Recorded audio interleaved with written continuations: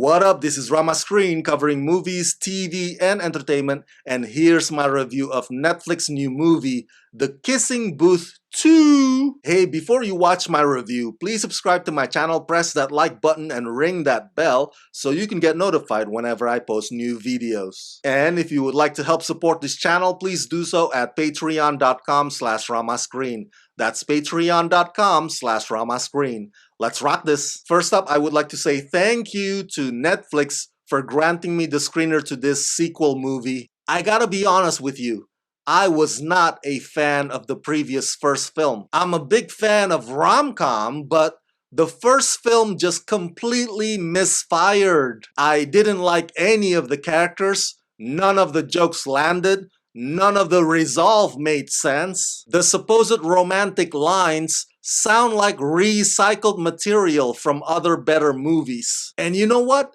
The thing that annoys me the most is that for somebody who desperately doesn't want to be seen as clingy, Elle practically revolves around Noah like a fly circling around a bug zapper. So imagine my disappointment to find that this sequel does not learn anything at all from the mistakes of the first movie. In fact, The Kissing Booth 2 doubles down on them. And to make things worse, it also kind of copies another horrible Netflix sequel from this year, To All the Boys, P.S. I Love You, because both movies, for whatever reason, turn their leading ladies into the bad guy in the relationship.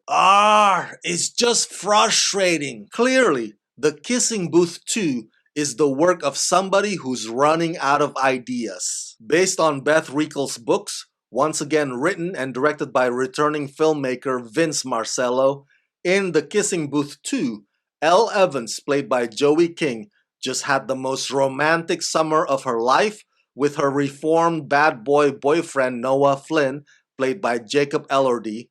But now, Noah is off to college all the way on the East Coast at Harvard, and Elle heads back to high school for her senior year.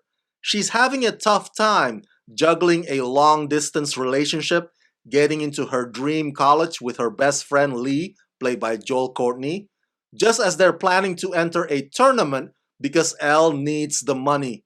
Suddenly, a new complication is brought on by a close friendship with a handsome, charismatic new classmate named Marco, played by Taylor Zachar Perez. Elle grows suspicious of Noah's close friendship with a seemingly perfect college girl Chloe, played by Macy Richardson Sellers.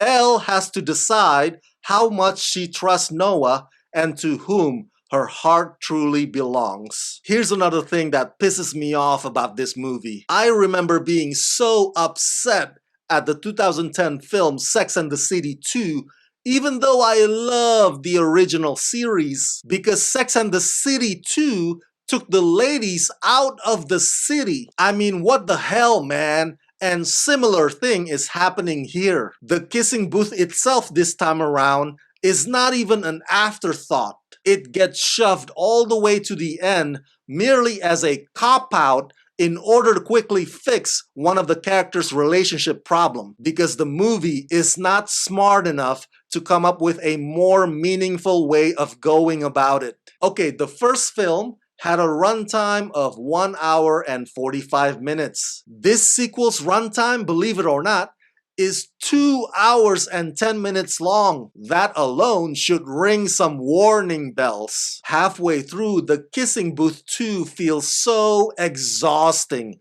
I don't know whether to fast forward or entirely give up on it. And am I the only one who's not buying the romance of Elle and Noah? It's got nothing to do with the actors' striking differences in physical heights, by the way, although that part is hard to overlook. What I'm referring to is, even in the first movie, their romance seemed like it was built on just flings and crushes and puppy love, and that's it. And this sequel doesn't go much deeper than that either. It's all she misses him, he misses her, and hey look, another hot guy. Squirrel! So all of this is just on the surface. As far as that is concerned, Both movies fail to give you a picture of an ideal relationship that anybody should look up to. Anyway, I could go on and on and on, but overall, the bottom line is